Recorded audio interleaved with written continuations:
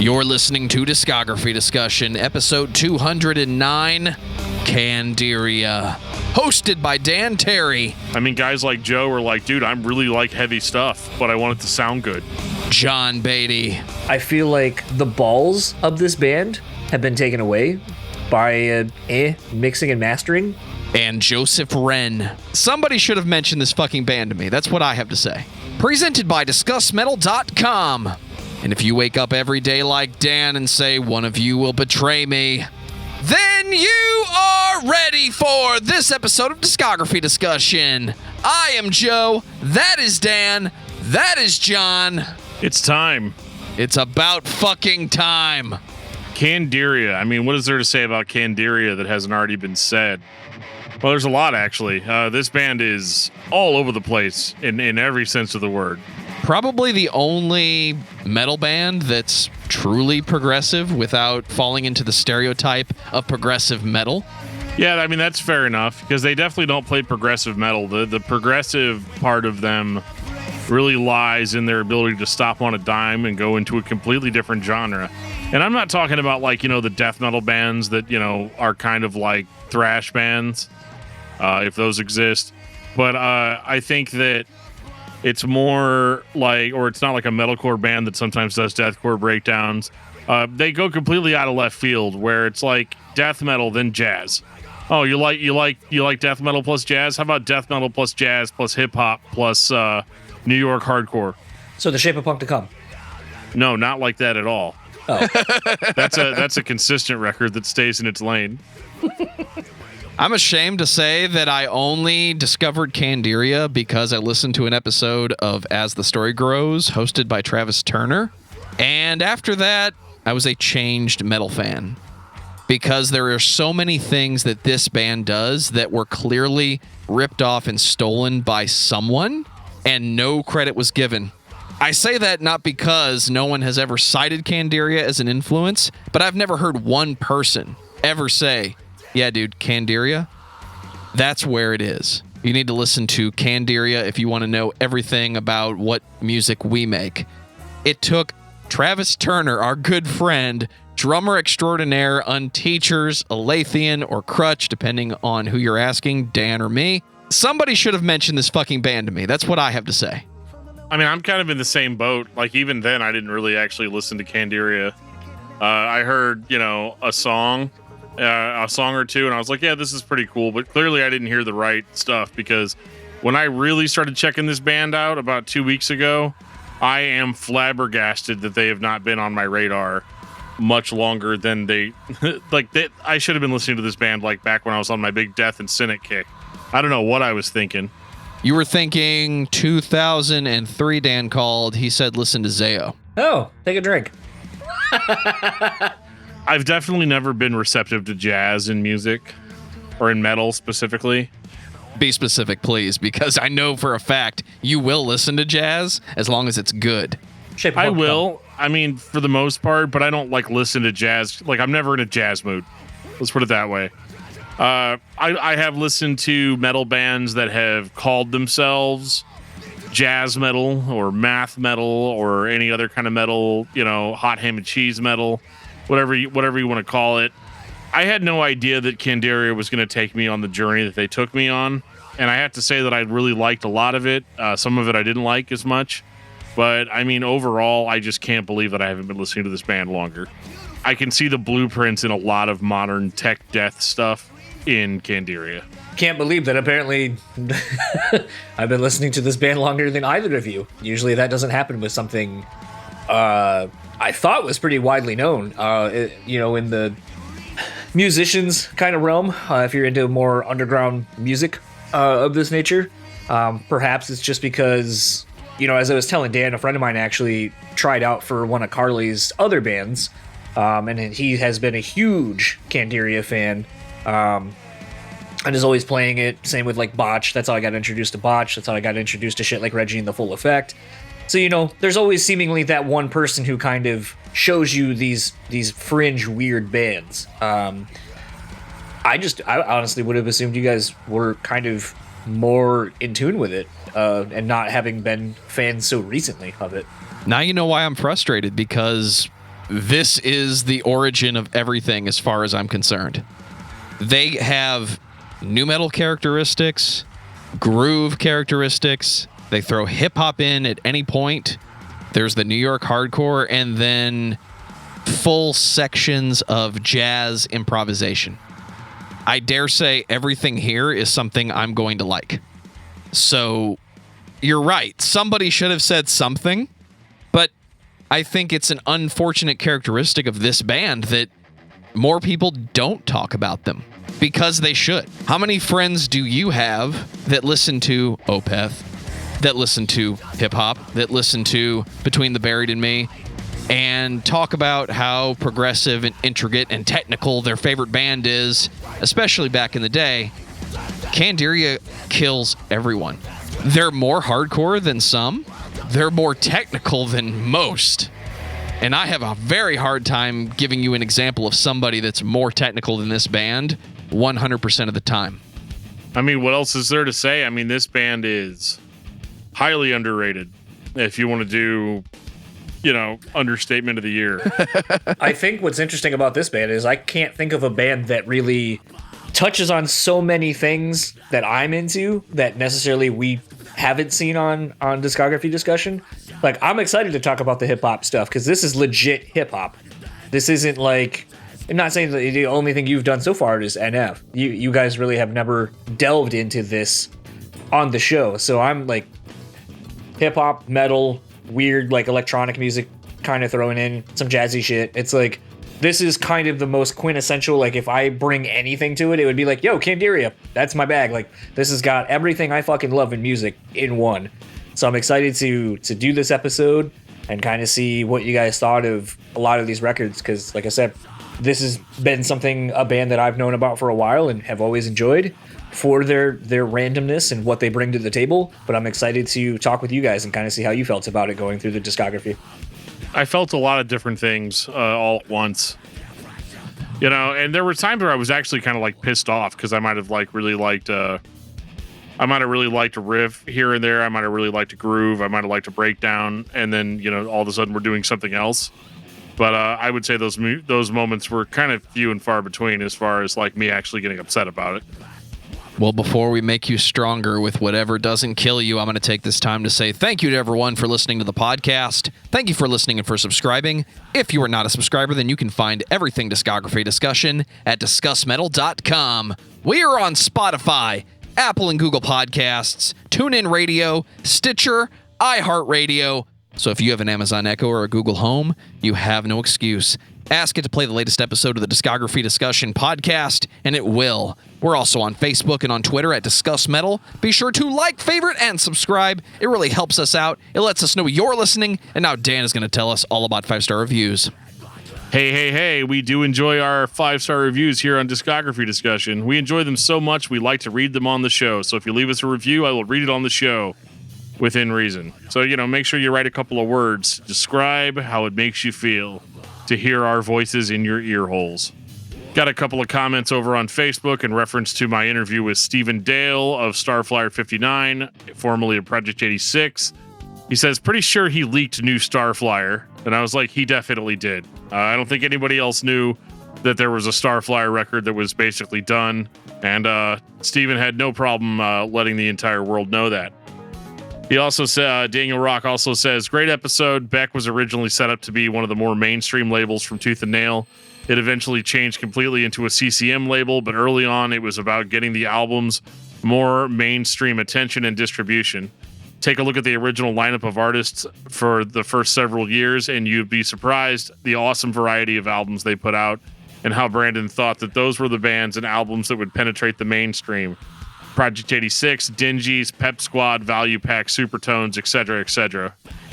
So yeah, I mean, that was my biggest question is like, what even is Beck Records? I know it's an offshoot of Tooth and Nail, but I don't really know what the point was. Well, apparently apparently another guy named Daniel does in fact know what was going on with Beck. So thank you for that.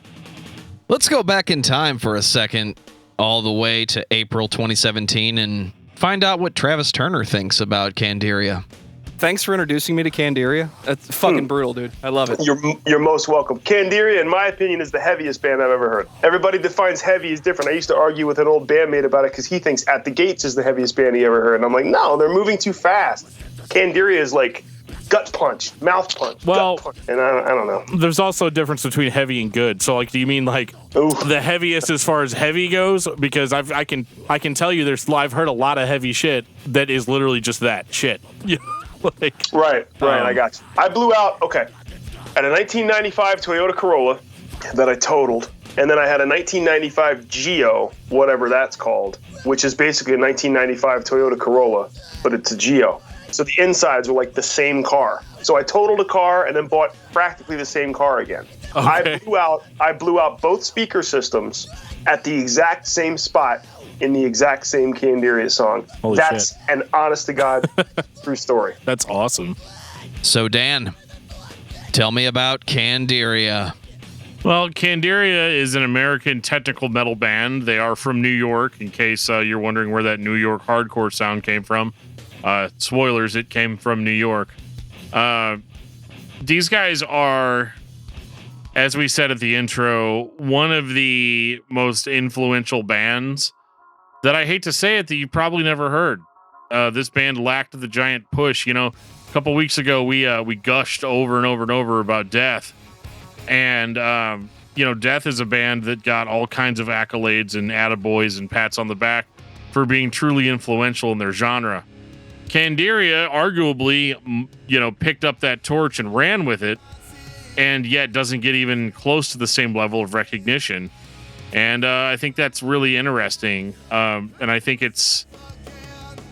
what it really boils down to with Candiria is that they are a band that has been willing to experiment and innovate in such an extreme manner that I think maybe it could be kind of a hard sell for somebody. Some people hear jazz in their death metal and they're like, oh God, what was that? Or they hear hip hop in their hardcore and they're like, oh God, what was that? All of those things are very commonplace now, but back in 1996, 1997, metal and hardcore really weren't like bedfellows like they are now. There used to be a pretty big, thick black line between metal and hardcore. And so to hear Candiria kind of just cross that line and then also find 3 or 4 other lines to go ahead and cross those as well. These guys were incredible at blending what they were doing. And I think that's, on Joe's point about them being a progressive band, but not being a progressive metal band, quote unquote. I don't think that the metal that they played was necessarily extraordinary, but it was what they fused it with. I mentioned it early in the episode. I loved playing that clip from our talk with Travis, the original episode on Death, actually, because that was within a day of me listening to Candiria consciously for the first time. The record that I am the most familiar with is the first one I purchased, and also happens to be the last one in the discography while they were sleeping. It's this huge concept that I was worried would be the penultimate release by the band. I was worried would be the ultimate release by the band. I was very much afraid this week that we were going to sit down and talk about this discography and the last record was going to be the best. While that makes sense from a progression standpoint, you want a band that's this good to be good the whole time. I've since listened to the other records, and now this week I've sat down and listened to every single album. While there is a little bit of progression, for the most part, this band does what they do. It's very unique, and elements of it are just stolen by everybody. I don't think you can have buyer's remorse with this band, but I do think they're a band that you either know about it or you don't. Like Dan said, nobody's talking about Candiria, at least not in the conversations that we are a part of. That is very unfortunate because they're doing this better than almost everyone that plays progressive metal. I guess the only way to fully explain what we're talking about is just to get into it. 1995. Surrealistic madness. This is one of those rare discographies where I went all the way back to the beginning and listened like from the start, because I tried listening to some songs prior to and not really being able to make heads or tails of them. So I kind of felt like I had to start at the beginning to make that journey. And this record did not sound anything like I thought that it would, because the only album that I was really familiar with prior to us doing this episode was What Doesn't Kill You Will Make You Stronger. So imagine my surprise popping on Surrealistic Madness and it being about 400,000 times better than what I was expecting. Not that I thought that What Doesn't Kill You like was bad, but this goes so far back and is so primal in comparison that I wasn't ready for it at all. And I actually almost did blow the speakers out of my sound system whenever I put it on, because I wasn't sure really what to expect. I thought it was going to be a produced record similar to what I'd heard before, and could not have been any more wrong. This is above average demo tape sounding material. The number one characteristic of Candiria, to my ears, is rhythm. Whether it's the dissonant sounding rhythm guitars playing in sync with one another and creating some point with minimal counterpoint before we bust into the jazz solo, the vocals, the drums, or the entire band together are very syncopated, very intentional, and it doesn't sound like generic polyrhythms, like you play in 3/4 and I'll play in 4/4. It's like somebody sat down and said, here are all the places we can put the rhythm. Now let's play. Yeah, it's funny because, you know, as we've kind of been talking a lot more about bands that are from this era, the early to mid 90s, you can get a real sense of hearing these songs in a tiny venue with only the true scene supporters, basically, those in the know, or those that happen to stumble upon it, but not. I don't feel like this is one of those when you listen to the record where you're like, oh, I don't know. It's just funny because it's like, as Dan was talking about how like the first record he heard was the one it was, and that is arguably one of the most produced records in the band's discography. So to go back and hear this, it just kind of, it sounds so raw. It sounds so live in the room, not quite a one mic, in the room kind of vibe, but like just kind of more like you were at a shitty bar with a shitty sound guy and this is the recording from that night. Like, you get a sense that this really is a live in the room kind of a record. I really got to say though, that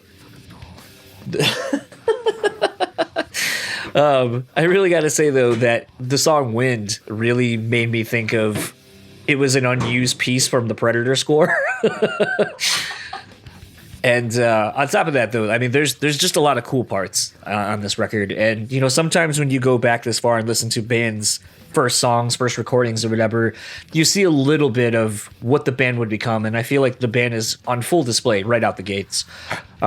Cool stuff, like that halftime breakdown riff and Elevate in Madness, for example. And then they throw in some like really weird like effect. I don't even know what the fuck it is. It just makes me wonder, like, what the fuck is someone's reaction to seeing this band live for the first time? Like, can you imagine what that would be like, to just be like, all right, I'm going to, I don't know, some band, Candiria, they're opening this show, and then you go and you're like, what the fuck is this? Yeah, I don't know what I just saw. It sounds like a band that's at war with itself. And what's interesting is that, like I said, I wasn't expecting this to go as hard as it went. And I was surprised to hear that death metal influence, because I feel like that word just gets thrown around a lot. They're heavy. It's a death metal band. Like, I don't consider the first Fear Factory record to really be death metal, even though it's largely considered to be such. And this record is kind of like that, and then it's not death metal in the traditional sense, but it's more like choppy riffs. Like, I get more of a Sepultura vibe, from it than I get like a Morbid Angel, right? So what I loved about this was that, like, number one, I love the vocals. I just want to say that right off the bat. I know not everybody agrees with me on that, but there's a certain charm to vocals like this. There's a charm to an engineer not really knowing what to do with vocals like this, and you can really hear that. It's guttural, it's raspy, it's almost indistinguishable at all as far as getting what the actual lyrics are. But I think that's super cool. I like the chunkiness of the riffs. And I think what's interesting about this one is this is probably the least amount of elements that they've mixed on one record. Like, don't get me wrong, there are still totally unexpected freak out jazz moments, but then, it is still kind of separated out a little bit more. Like, I don't think they go full like improv jazz until you get to Observing Highways, which is literally just 5 minutes of that. But it's enjoyable. Like, I didn't skip it. I was a little confused as to what CD I was listening to because they hadn't gone that far out of bounds yet. Spoilers, they're going to. But from here, I'm like, okay, so they're just doing kind of like a fun thing, like almost it's like a joke. But this is the fewest elements they've fused so far. This is really just like death metal mixed with some jazz, like some freeform jazz. And then you've got this incredible bass tone going under all of it. That's very similar to what you'd hear on Death's Human, like almost like a fretless bass, totally clean tone.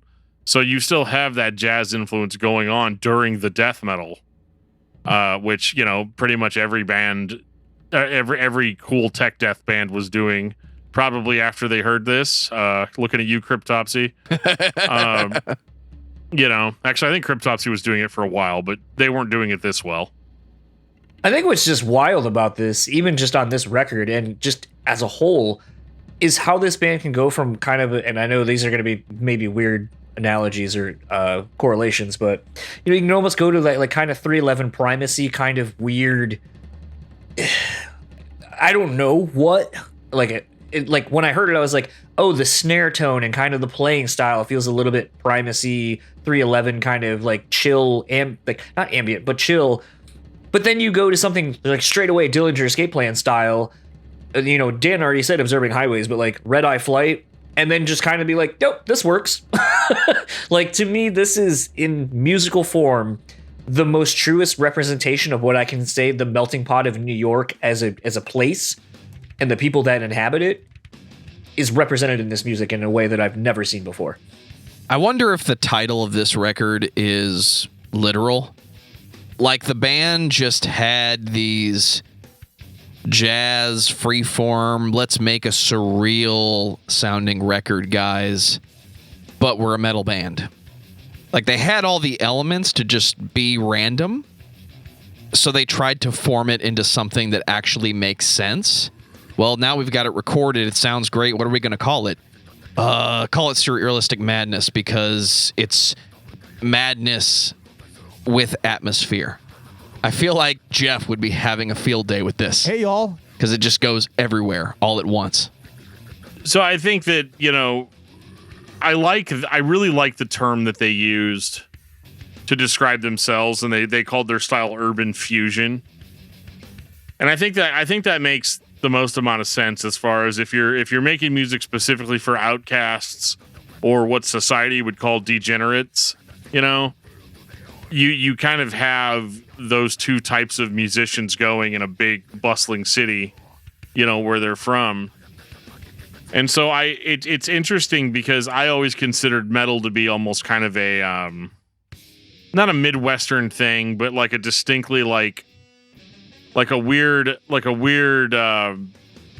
result of like regular like normie music taken to like its fullest extent, like taking it to weird places. And then you fuse it with kind of a more urban setting, and suddenly it already sounds original because you're not really used to hearing metal bands like this fuse those two worlds together.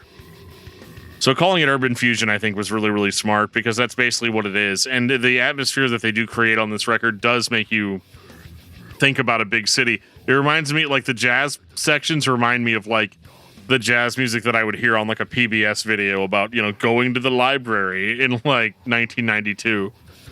Are we ready for Beyond Reasonable Doubt? I am definitely not ready, but I'm going to just have to get through it anyway. 1997. So I talked about on the last record how, they only mixed two styles. It was death metal and jazz, right? Well, they do death metal and jazz and hardcore and hip hop all in one song. I mean, opening track, Fraction, because of course it's called Fraction. It's just, Faction, not Fraction. My bad. I can't read. But yeah, so in Faction, like right off the gate, I mean, you start off with your heavy Candiria riffs, those sick vocals, all of that. It's like, and then all of a sudden you just transition into this like weird jazzy intro. Then they go back into the metal. They come back, like they just go back and forth.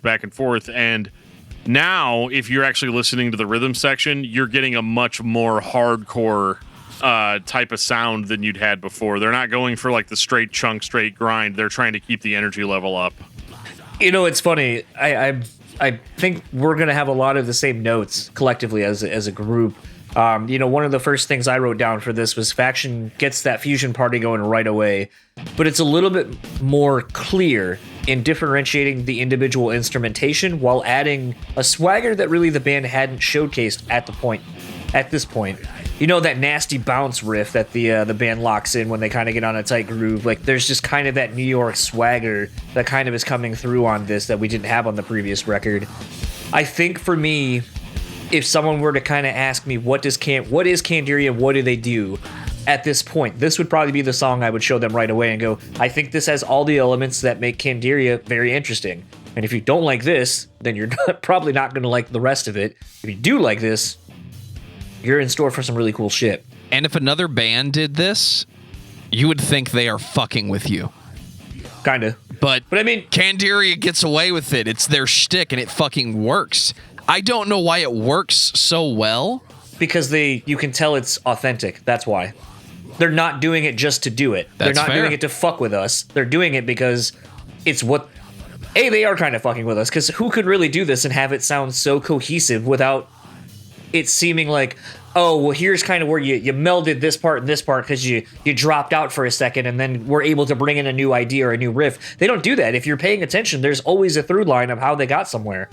And that's the hard part about this is anyone else who would try to do this, like you said, it would be so obvious they're fucking trying. It's not with these guys. It just feels so natural. I wonder if they approached this like a jazz record, because they are dissonant enough and they are rhythmic enough. Dissonance and rhythm are at the core of all jazz. So how do you take good players a step further? Well, you could try turning up the volume and distorting the guitars and go ahead and scream the vocals. Let's see what happens. I could see that coming out of jazz more than I can see jazz going into metal. But that's clearly not what happened. I feel like maybe with some of these kind of bands, though, I feel like they play around with a lot more jazz chordings and so forth. To kind of do, like what you say, some of those like more dissonant things. That is kind of how jazz sort of gets formed. And isn't kind of jazz... It's not an accident. You just play it again. And then it was meant to be there. Or bend the note. Sure. I mean, the thing that's kind of crazy about this record, too, is, like Dan said, there's more hip-hop actually coming through on this. And gotta say, fucking all about it. Paradigm Shift is one of the first songs we see with that kind of coming through. And again, I can't help but think of, like, what is a kid who's grabbing this and just going, what the fuck? They're rapping now? And it's good? But for me... I'm more of a fan of, like, give me the mental politics kind of songs. Give me that where it's straight hip-hop for the whole song, and it's kind of got that sweet spot of hip-hop for me where you just have, like, a handful of MCs basically trading bars back and forth, and it just, over a really cool melody, and it really kind of reminds me, for me, of, like, Dilated Peoples, The Roots, Jurassic 5, those hip-hop groups that had a couple of different voices within the group, but also were able to kind of play around with actual instrumentation, looking more at Jurassic 5 and The Roots for that. But, even Dilated Peoples using actual arrangements of songs with musicality to them. And I think that's kind of the really cool thing about this, is it kind of really just hits on that old school hip hop vibe for me. Just kind of feeds that. Something maybe for Dan, this is a good question, I'll throw to you. How much influence do you think Candiria had on a band like Blood Has Been Shed for some of the weird shit they started doing? Quite a bit, actually. I was going to bring up Blood Has Been Shed. There's a lot of similarities as far as especially like chord progression. And it's funny too, because like I don't think that Blood Has Been Shed sounds that much different than this. Not musically. At times, no. However, I would still call Blood Has Been Shed like a metalcore, kind of band. But for some reason, I don't feel that way about this. And I think the key difference is that Blood Has Been Shed was still kind of staying in their lane as far as overall sound goes. Like they're using, I know that sounds crazy because their lane's crazy and all over the all over the road. Yeah, it is. Their lane is it's like a piece of road with trees in the middle of it and stop signs everywhere, and but Candiria, they don't drive in the road. Where they're going, they don't need roads, right? Got a light. So it's a very similar experience, yes. And you can almost hear moments on these records where Blood Has Been Shed may have even just lifted directly from Candiria. But one thing that I think is really important, this is where I'll flex my vocalist muscle here a little bit. It's interesting to me how much better the vocals are between this album and Surrealistic Madness, where on that record he kind of just did the vocals. He just did the hardcore or the metal screams and everything over it. On this record, he's trying really, really, really hard to change up his delivery. His delivery is literally whatever the song calls for, in a way that most vocalists aren't able to do. A lot of vocalists lock into a certain delivery, and they give the same generic delivery throughout the whole record. This album's interesting because there is a hip-hop swagger even to the way he delivers the screamed vocals. And it's something that I haven't ever really heard out of any other metal bands that I can think of, like before the new metal movement kind of came along. It's very rhythmic, it's very scatty, it's all over the place. But whenever you really listen to each song individually as its own unit, his vocal delivery is actually like genius. The way he screams over it, because at first I was like, okay, so he's doing kind of a Max Cavalera thing, like as a vocal, especially on this record where he's a little bit more shouty, a little bit less growly, and he has an aesthetic, or he has a cosmetic similarity to Max Cavalera in his delivery, except even Max still just kind of does one thing, whereas here, I mean, dude is just going all over the place, and even whenever a song's in an insane time signature, he will adjust his vocals accordingly. And that's not something that you get out of a lot of screaming vocalists. Absolutely not. 1999. The process of self-development. So, something I want to bring up, because I forgot to bring it up previously. What kind of music do you think is contained within a Candiria album based on the album covers themselves? Like, when you're going through a record store and you were to see that, what do you think it would be based on the album cover? Early on? No, like these first three records. Just looking at these first three records, if I didn't read the name of the band and I was only focusing on the artwork, jazz fusion or funk, some type of fusion, alternative fusion, whatever you want to call it, it would be some type of... It wouldn't be straight metal, let's put it that way. See, it's weird because when I looked at it, I would almost kind of get more of a like grunge kind of aesthetic, like maybe like a COC, Alice in Chains kind of vibe, like those early record covers that they used to have. So I'd almost feel like it would be like stoner metal. But it was just weird as I was kind of looking at these as the only visual thing I had to go with these records. I just kind of kept looking at it going like, these album covers are really fucking weird. And I don't necessarily know that they correlate to the music contained within, but I also think they're equally as fucking weird. So maybe it's a perfect marriage for all of them. But it was just kind of an interesting... This whole discography really just kind of made me start thinking of, like I said, it's kind of beating the dead horse for me right at this point, but it's... Leave Bojack alone, John. Sure. But it's just kind of what were people, because I know how people talk about it now with the band being around for as long as they have, but when this shit was coming out, how were people reacting to this? Because it just is so different. There was nothing like it. I mean, I'm even kind of looking at method of expression. Everything that the band does and did on the last record is on full display here, but like kicked up a notch. I would love to find out, and Dan maybe knows some of this, or maybe has. In all the Googling I did for this discography discussion, I could not find any of the rappers that were on any of those tracks specifically, which is going to come into play on the next record. But it's so interesting. Carly's varied vocals on this, between how he raps, between sort of Dan's love of his, more aggressive vocals, which I'm not necessarily a fan of at all times, but I think works with the sound the band has. I love how the band has been able to balance, and it's something I think could be a detriment to this band, is that they are able to find a way to balance the heavy and ambient and groove. And while it does feel a tad disjointed, there's something about it I like. It's almost like a great playlist band, as Joe sometimes will say with some of the previous discography discussions you guys have done. Sometimes I want to listen to Ice Cube, and then listen to Gojira, and then Hatebreed, and then listen to some pop music.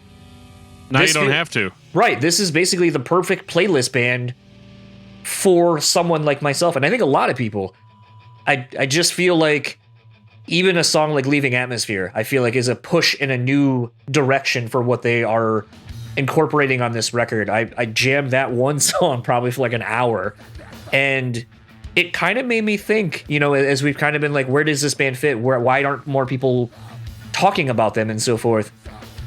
And a weird thought came to me where I go, this sounds like that Adult Swim bumper music when they are like in between episodes or something. It almost sounds like something like that. And then you have 45 seconds of randomness while the white text is on the black background and then says Adult Swim. Yeah. And I feel like even Adult Swim sort of is a great example of how a band like this could have fit into their just ADHD kind of style thing. But it all works. See, I thought Carly did all the vocals. Not on all the rapping. The rapping there's other people. There's no way they're collaborations. Yeah, there's no way that's the same person. I mean, you could hear it in the cadence and just the tone of voice. There's no way that's the same person. So to answer your original question, acid jazz. Or I'm sorry, no, you know what? Yes, acid jazz. Let's put it that way. Acid rock is actually what I was going to say, but the word jazz just keeps kind of flying from my lips. Got any of those acid jazz cigarettes? Them acid jazz, you know it.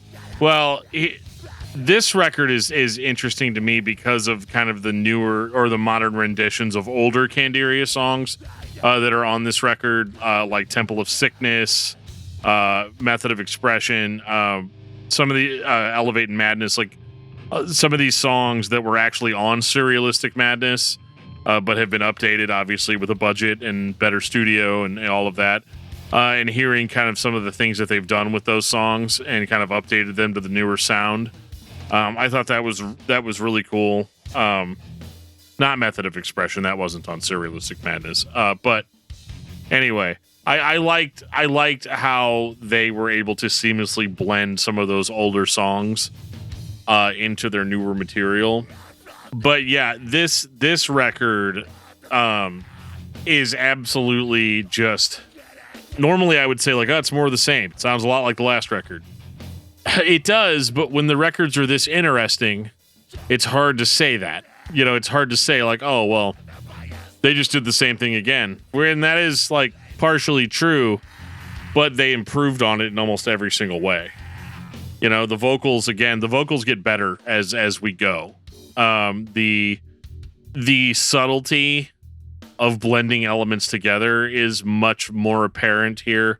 They're starting to really carve together an actual sound that's unique of their own, that's more than just we're going to stop now and then we're going to play this jazz part and then we're going to go back into the heavy part, then we're going to stop and do this weird break and then we're going to go off time. Like they did some of that more basic stuff on the previous two records.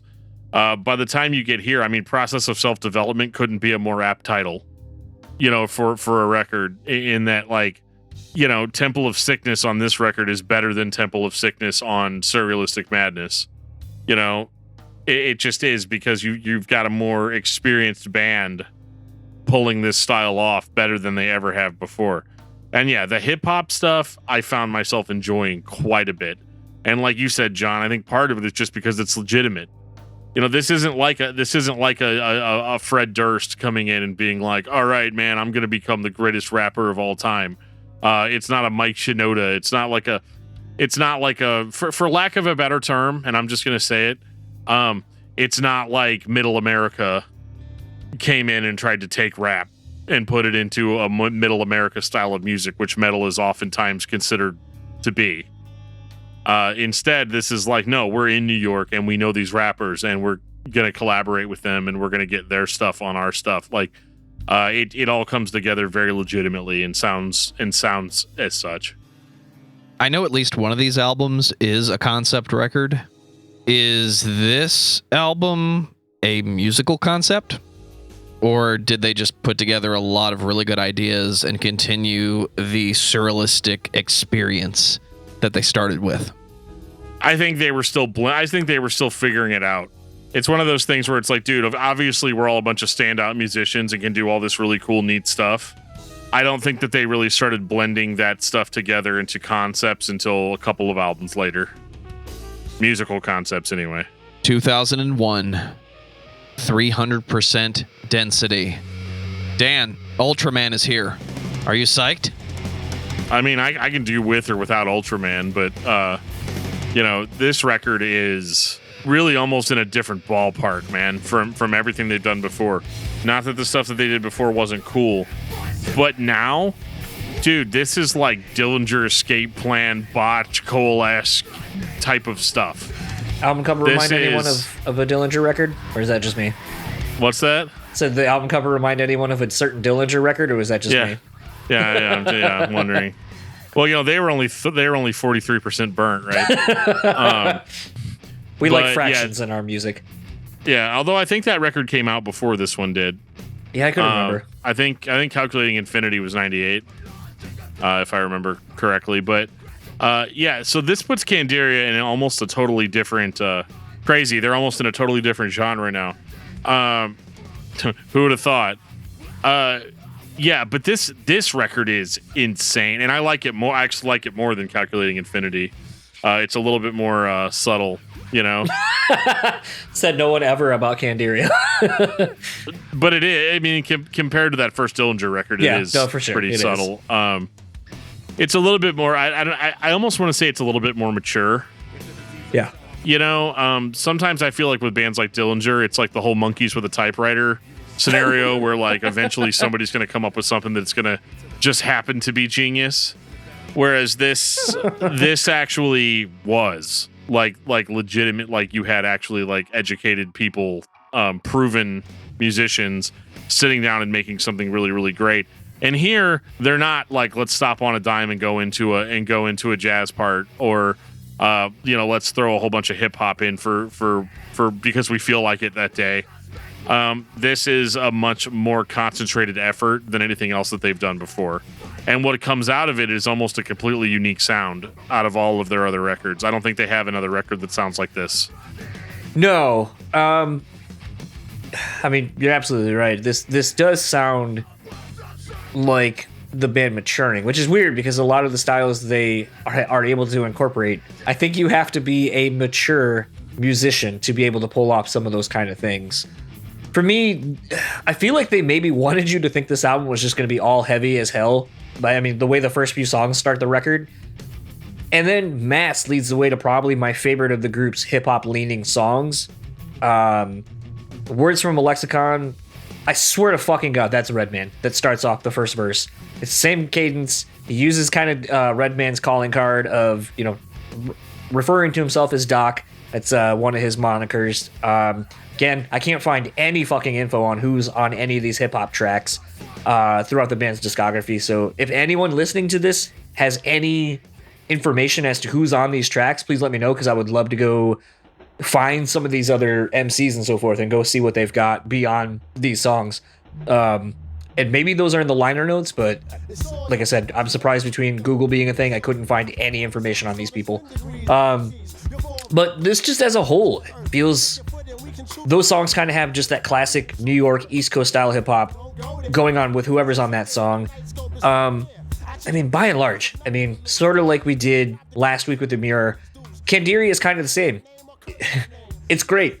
They push themselves in really interesting ways. They write interesting songs. It's a great record. What else can you fucking say? I'm loving that basically this is the second record in a row where they're ending the last song on kind of a very ethereal jam kind of thing.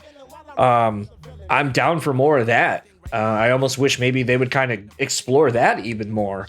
I sometimes do wonder as this discography moves forward, and there are EPs and there are like remix albums and so forth. I would almost like to see, this would be a band I think would actually benefit from, here's our full length. If we're going to put out an EP in between that of some other new music, I think that would really, they would be a band that would benefit from doing that, where you just kind of get to see the stylistic evolution of where the band is currently between album cycles. And then we just wouldn't talk about it, and then we would be totally shocked when the next album sounds totally different, right?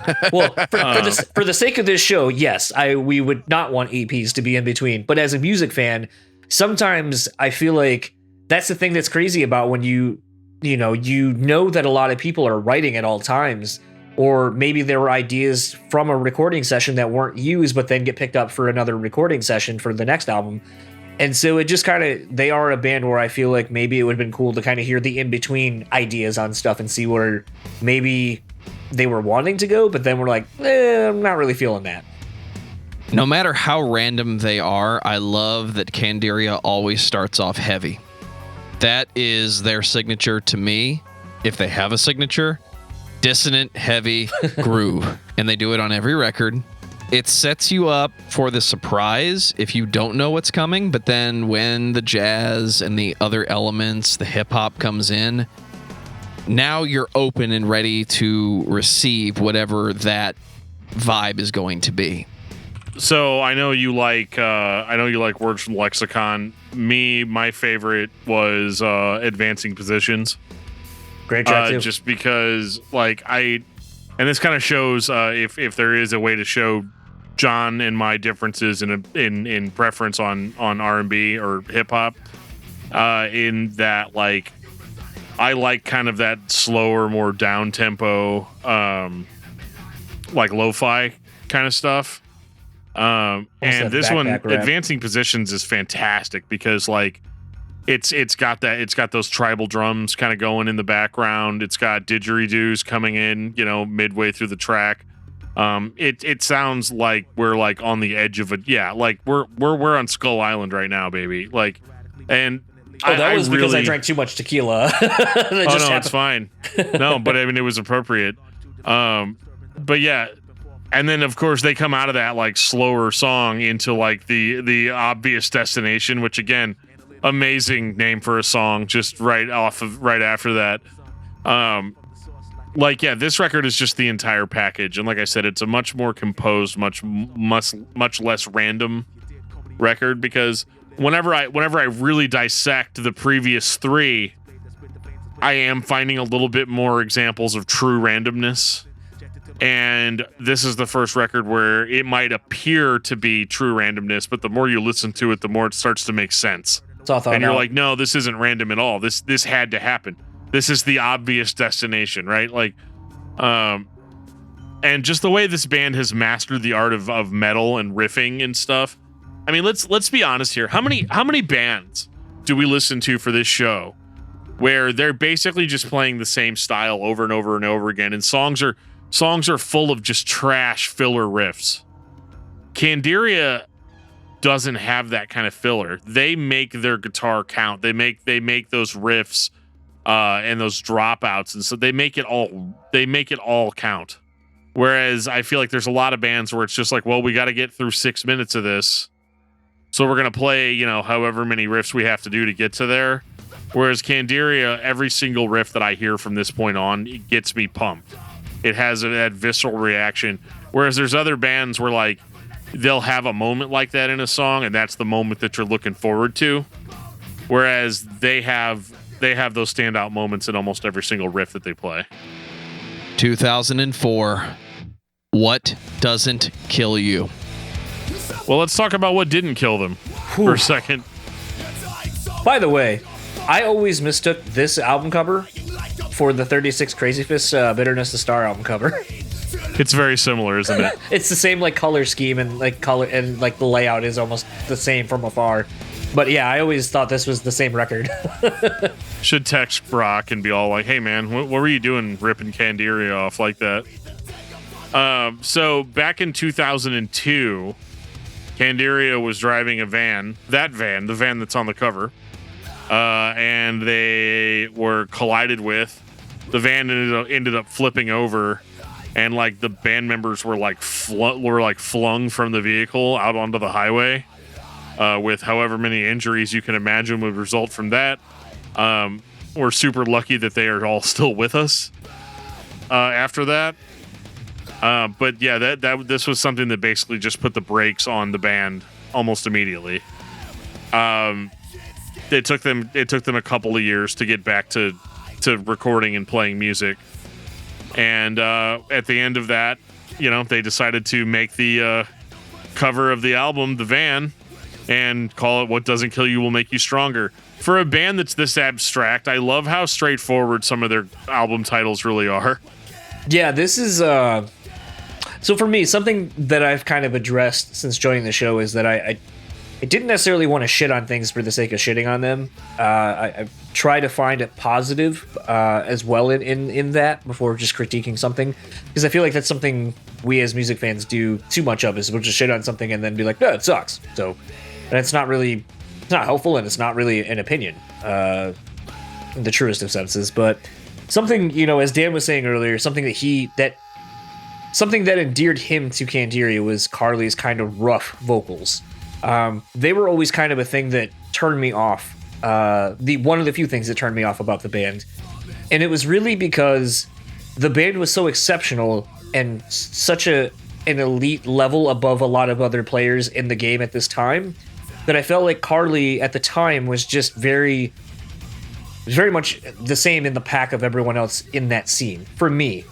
And so with this record, I feel like this is the first time where I feel like Carly's vocals really are unique and adding something that elevates what everyone else is doing in the band.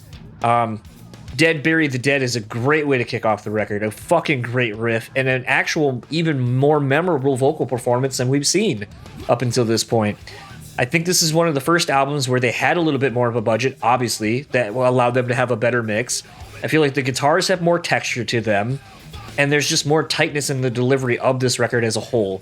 For me, you get songs like Remove Me, and later on even a song like Down, while I feel like most people are probably going to bitch and say this is where they obviously are trying to sell out, they're trying to get radio play or whatever, but I think the thing that's interesting about it, and if you really listen to those songs in conjunction with the rest of the discography up to this point, is, yeah, they may be writing a more traditional song structure, verse, chorus, so on and so forth, but they're not dumbing it down. They're still playing technical music. They're still doing it the Candiria way. They didn't compromise who they are to write better songs.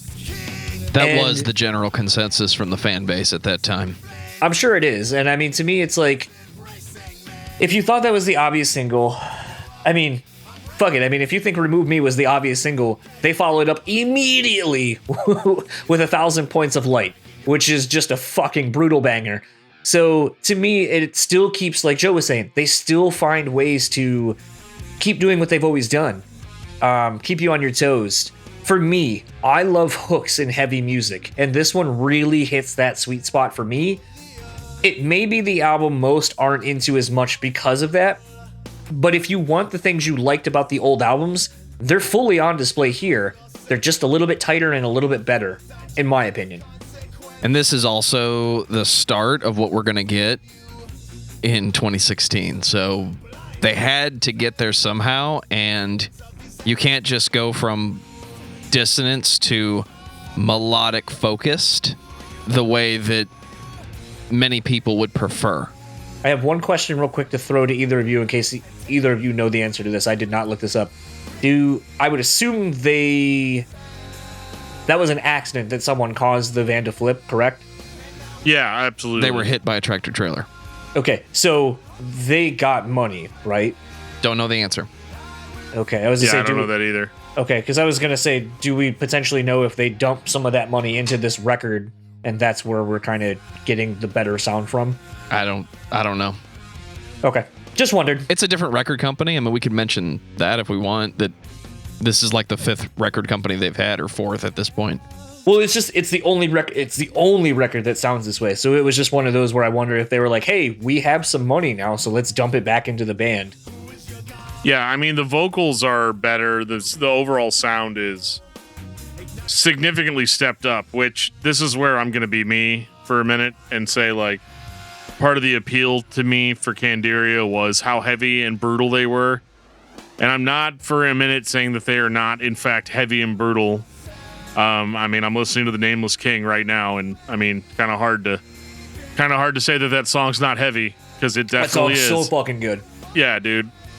The material on this is great, but it does concern me about the discography moving forward, that we're just going to keep cleaning up. And for some people, that's a positive. I mean, guys like Joe are like, dude, I'm really like heavy stuff, but I want it to sound good. Same. Absolutely. Same within reason. And so this record is 100% that. You want a cleaned up Candiria that's still doing all the cool stuff that they've always done? This is it. Literally. The rawness is a little bit fallen off for me. So even though this record's heavy, I did appreciate the extremity of the vocals that are here. I mean, it's just not quite here on this record, and maybe this is just what dude sounds like when he's not cupping the mic, or maybe this is a truer representation of what he actually sounds like. I think you're right.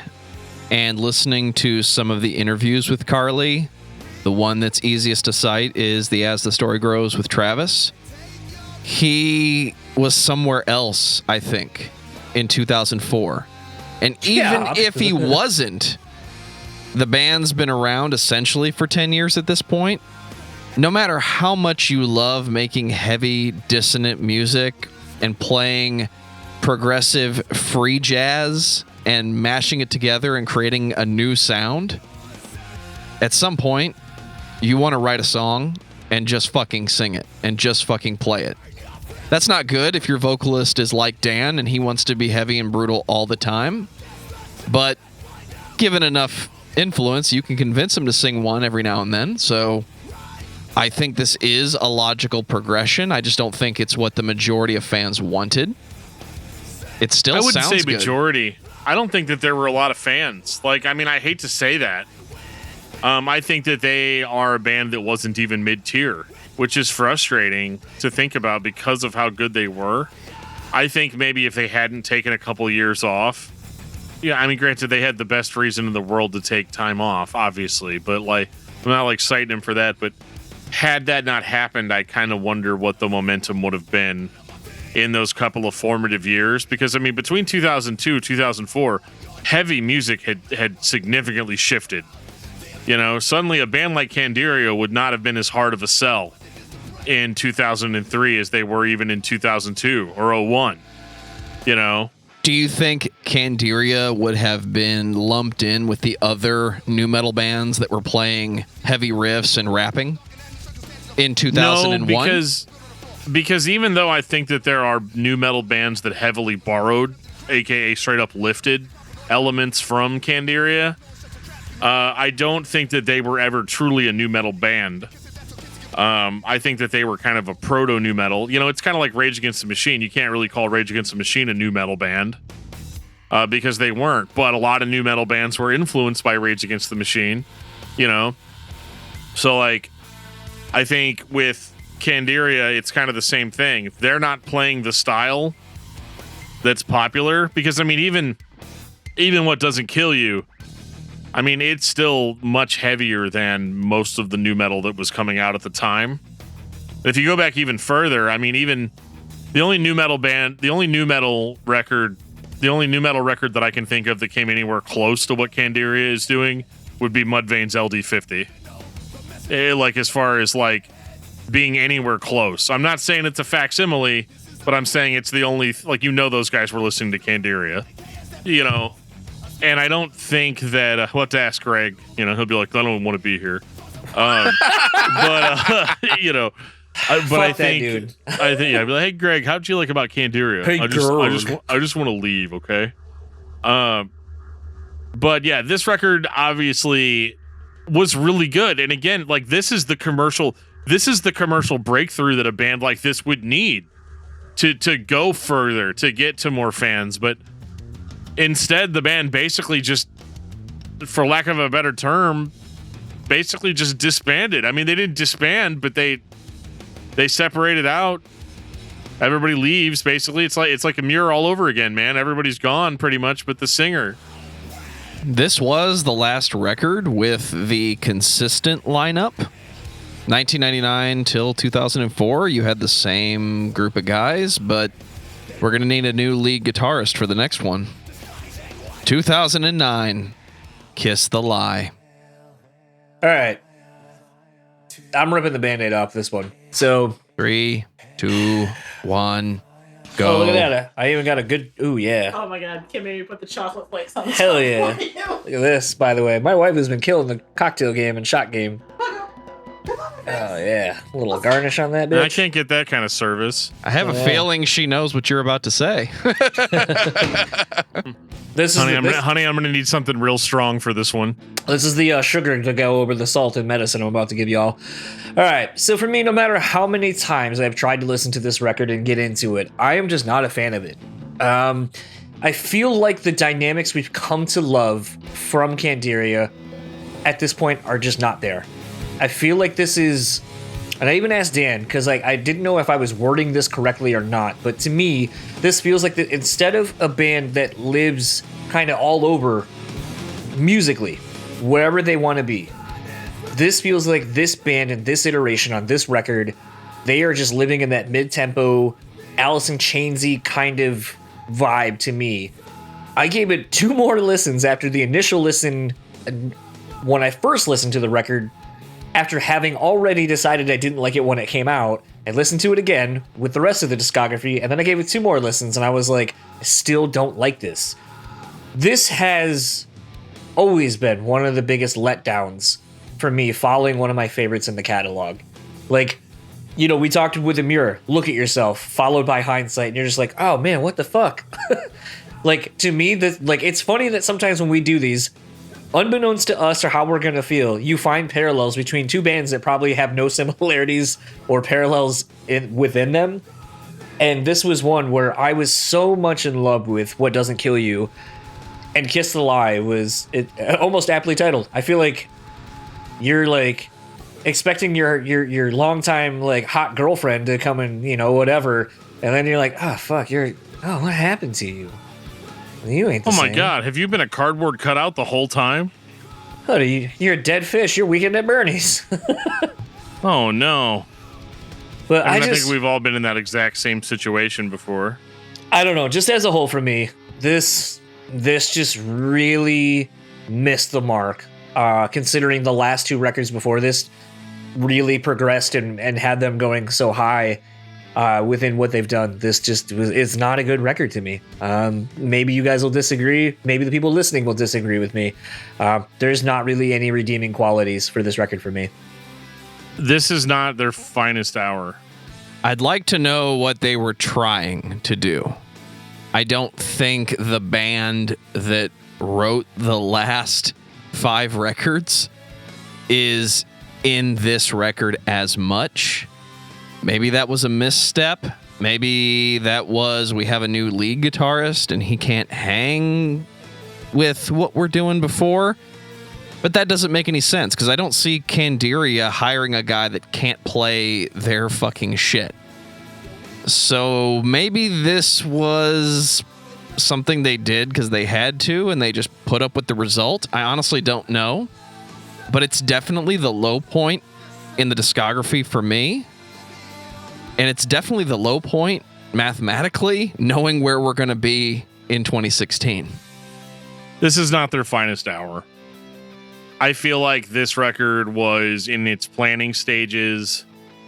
I think that the band hadn't fully recovered from their accident. I know that sounds crazy, but these sort of things last. It takes a long time to recover from something like this, even mentally. Even if you're fully physically recovered from something, the mental strain that you're going to associate with just driving and going places and doing things after this, and I don't know if that's what's going on or not, but I feel like it is. I feel like this is a whole bunch of ideas they had that kind of got mulled around, and at some point there had to have been some sort of pressure put on the band to the extent where they're like, you need to get this out. And that's how you end up with a record like this, where it sounds like, I mean, it's got kind of some Candiria stuff going to it, but like the problem is everything you've released up to this point's been a masterpiece. Pretty much. And then now it's like, for another band, what this reminds me of a lot, actually, is, I hate to keep bringing up Sepultura, but it reminds me of like the first Sepultura album that came out after Max Cavalera left the band, where like it's not bad, but it's not the same. And it's very obvious that it's not the same. And the ideas don't flow together very well. They seem disjointed again. It almost sounds like something that should have come out before What Doesn't Kill You Makes You Stronger, and absolutely does not succeed as a follow-up to that record. That's just the cold hard truth of it, and it's just not great. But it's like, I'm not going to harp on the band too much in the sense that, like, I mean, you gave me a bunch of masterpieces, so I'm going to let it go. I'm going to get over it. It's time.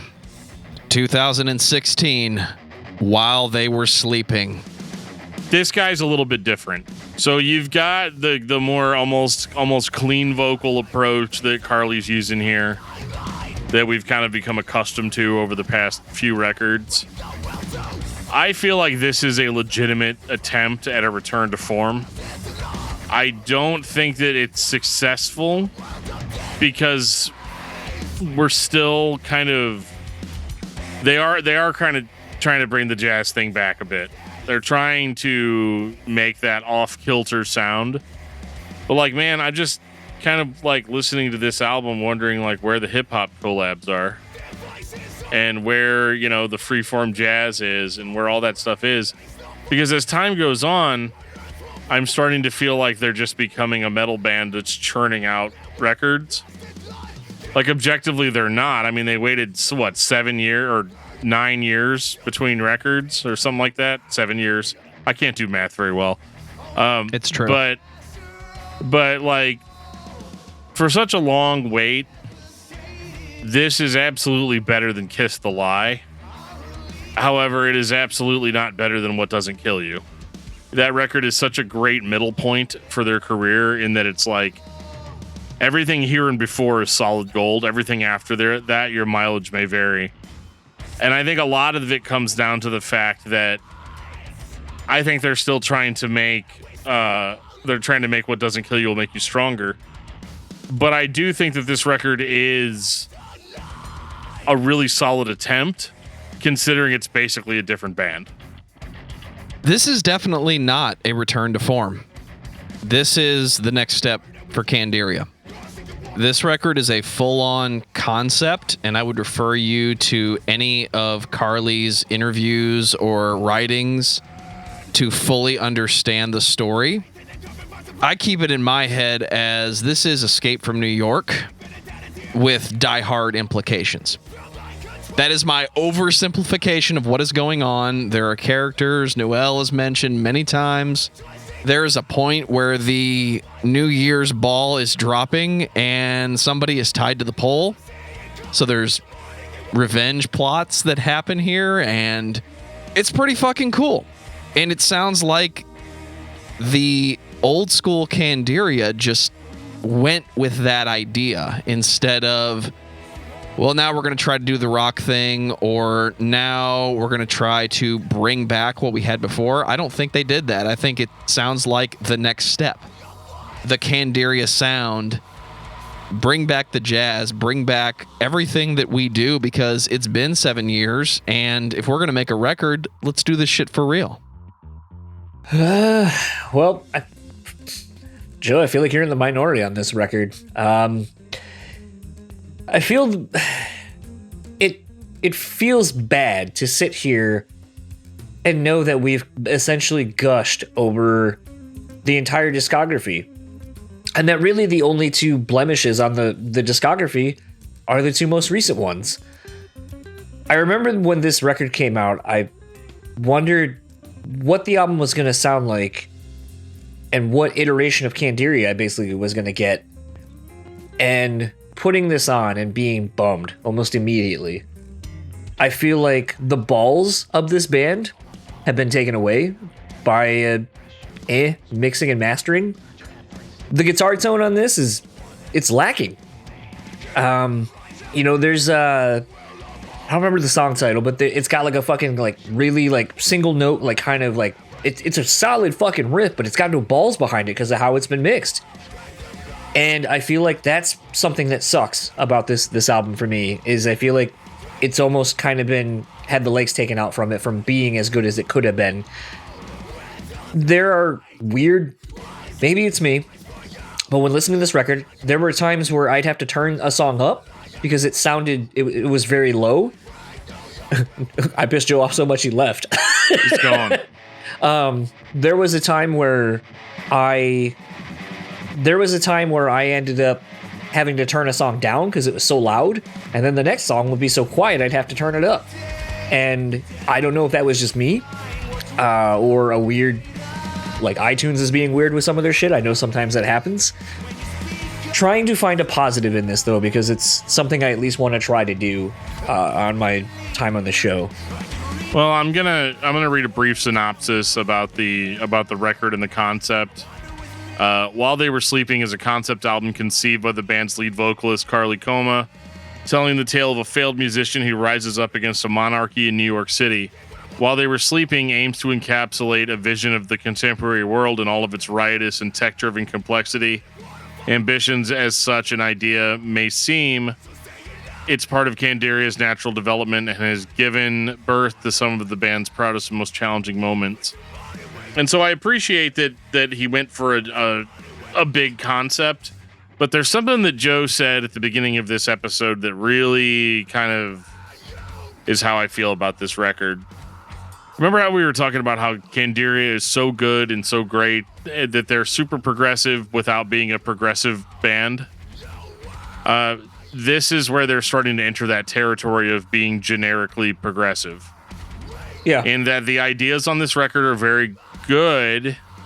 The execution just doesn't hit for me. It doesn't have the rawness that I expect out of Candiria, which that's my own problem. They haven't been super raw since 2001. It's 19 years ago. I know I need to get over it.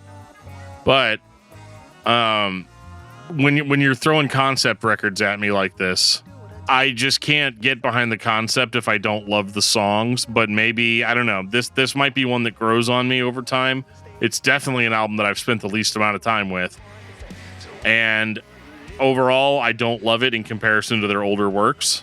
By the way, the song I was thinking of, because I pulled it up while Dan was talking, that song that has that riff that I fucking love, but would be way better if it sounded like the other records, The Whole World Will Burn. That song, if it had a better mix on it, would have been fucking gnarly as shit. And then especially when they come out of that like jangly part right before it, like that, almost like how Dillinger kind of does those like kind of things before, like just pummeling you with something. If it had a better mix on this, would have been way better. 10,000 Tears is also a really solid track. So there are my positives for the record, but by and large, I feel like the things that has made this band stand out are not present on this record, or the last two for that matter. I think this one is the only example that you just need to sit down and listen to the whole album. It's kind of like Colors. Alaska, great record, but you can listen to any of the tracks. The Silent Circus, you can listen to the tracks.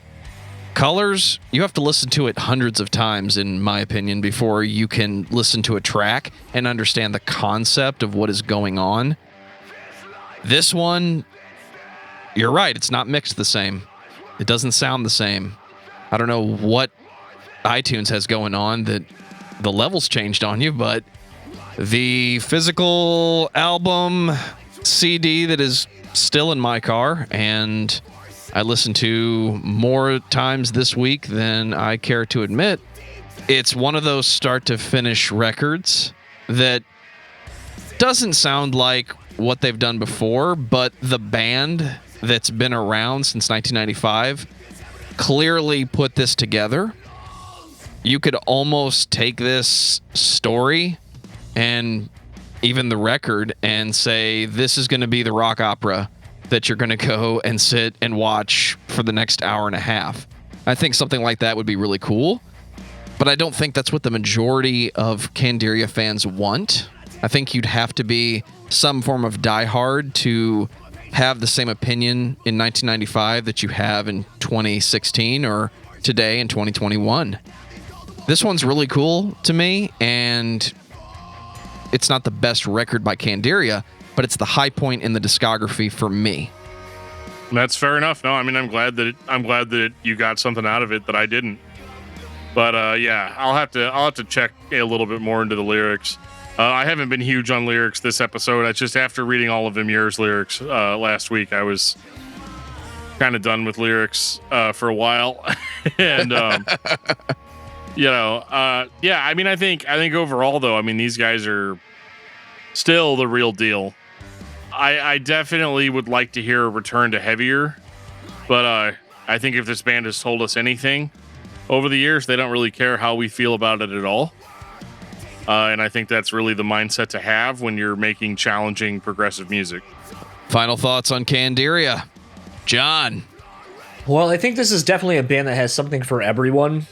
I think the other parts might be too far in those other directions that maybe others won't enjoy as the thing they are into. This is definitely a band that has found a way to be influential to so many and remain true to themselves in the process as well. As we've kind of hit on and as we have seen countless times, that only gets you so far. And more often times than not, that doesn't get you anything. Dan, what about you? I think that Candiria is really a hidden gem of a band that I feel like was heavily influential in the development of heavy and techie music as we know it now, but remain largely uncredited for it. It's kind of not fair, really, in a way. I look at their Spotify numbers and I'm just like, come on, man. Like, there's got to be more. There's got to be more people out there that appreciate this. You're that meme? Come on, do something. Yeah, come on, do something. Yeah, like I want to see a band that's this good, that's had this good of a legacy and this good of a career, deserves more recognition. Absolutely. I like what Travis said. We played it at the beginning of the show. Candiria is the heaviest band. They do what everyone thinks they want to do when they set out to write a progressive metal record. Your primary influence may not be Candiria. You might have been listening to Opeth or Between the Buried and Me or Pink Floyd this week and said, that's the record I want to make. But Candiria takes all of the standard progressive styles and throws them together in a very unique way. It's simple, but it's executed very well. They have no problem going from straight rock to dissonant to hardcore to jazz and everywhere in between. And everything they've done over their 20-plus year career led them to a concept record. If they had done that in 1999, they would have been considered presumptuous, and I don't think anyone would have taken them seriously. You're writing a concept album, a concept metal record.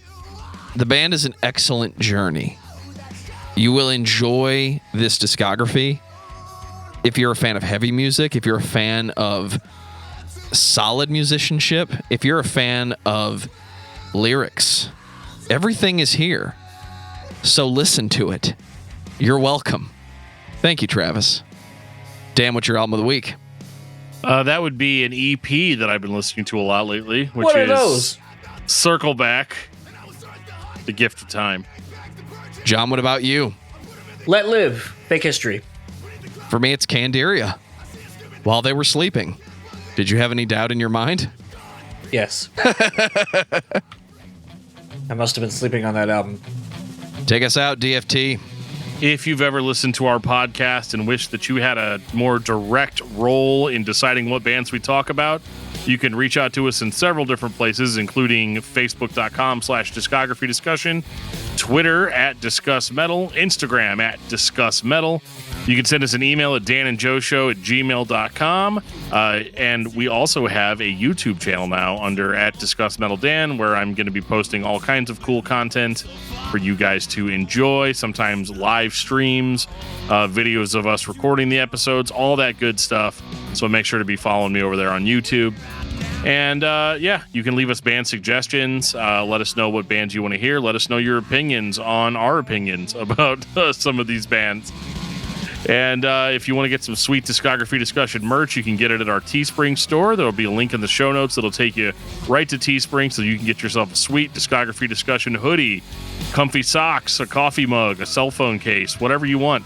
Our logo will be on it, and everybody will know that you are a true Discography Discussion fan. If you want to join us on our Discord server, there will also be a link for that in our show notes. It'll take you right to Discord, where fans of the show like to talk about current events, their favorite bands, memes, their opinions on the show. You can chat in real time. Discord is the best. We hope to see you guys over there. And on that note, this has been episode 209 of Discography Discussion. Thank you for listening. You can like us on Facebook and follow us on Twitter @discussmetal. Subscribe to our podcast everywhere you listen to podcasts, including Google Play, Apple Podcasts, and Stitcher. Visit discussmetal.com for all things discography discussion, and please send questions and comments to danandjoeshow@gmail.com. If you are not a patron, you can become one at patreon.com/discussmetal. We have some sweet perks. $1 a month gets you into that exclusive album review feed.